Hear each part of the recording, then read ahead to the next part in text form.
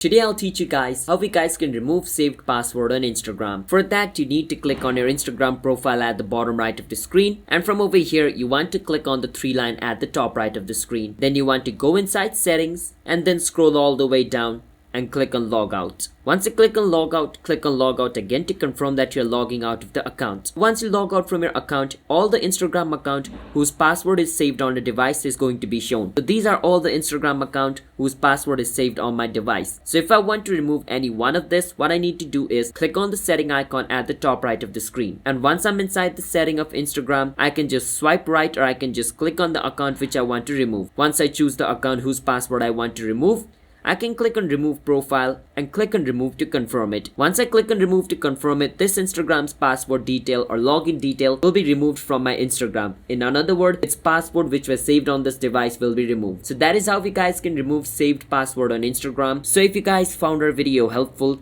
then hit the subscribe to our channel one step for future videos just like this. I will see you guys next time. Bye bye until then.